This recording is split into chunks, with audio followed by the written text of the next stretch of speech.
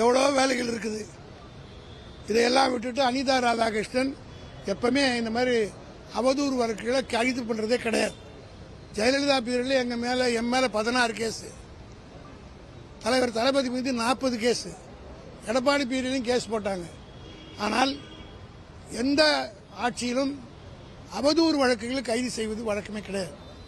ஆனால் இப்பொழுது அவதூறு வழக்கில் அனிதாவை ராதாகிருஷ்ணன் எப்போ கைது செய்தார்னா, அவர் ஒரு சட்டமன்ற உறுப்பினர். அவருடைய தொகுதியில் ஆய்வு செய்ய இப்போ இங்கே பார்த்தீங்கன்னா தாவேக்கானுடைய எம்எல்ஏ கூட அப்பாலாம் போய் ஆய்வு பண்ணுறாங்க, பிள்ளைங்கள்லாம் போய் ஆய்வு பண்ணுறாங்க. ஆனால் ஒரு தேர்ந்தெடுக்கப்பட்ட சட்டமன்ற உறுப்பினர் தகுந்த தொகுதியிலே ஆய்வுக்கு போகிற போது கைது செய்திருக்கிறார்கள் என்றால் இது சர்வாதிகாரத்தின் உச்சம். இதை நிச்சயமாக சட்ட ரீதியாக நாங்கள் சந்திப்போம். நீதிமன்றம் எங்களுக்கு எப்போதும் கைவிடாது. நீதிமன்றத்தின் வாயிலாக பல தீர்ப்புகளை பெற்று திராவிட முன்னேற்ற கழகம் சரித்திரம் படைத்திருக்கிறது. அதேபோல இந்த அராஜகத்துக்கெல்லாம் மிக விரைவில் நாங்கள் முடிவுக்கு கொண்டு வருவோம். இந்த ஆட்சி எத்தனை நாளைக்கு என்பதை பொதுமக்கள் தான் முடிவு செய்ய வேண்டும். காரணம், எந்த விதமான ஆக்கப்பூர்வமான பணியும் நடக்கலை. டெய்லி கொலைகள் நடந்து கொண்டிருக்கிறது.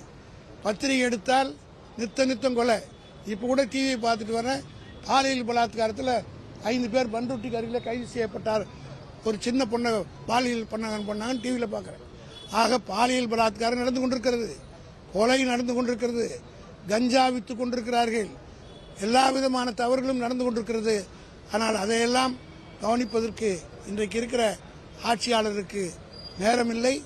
திமுகவை பழிவாங்க நினைத்தால், திமுக என்பது வெட்ட துளுக்கிற மரம், அரைக்க மணக்கிற சந்தனம், தீட்ட ஒடிக்கிற வைரம் என்பதை இன்றைக்கு புதிதாக ஆட்சிக்கு வந்திருக்கிற புதிய பசங்க தெரிஞ்சுக்கணும்.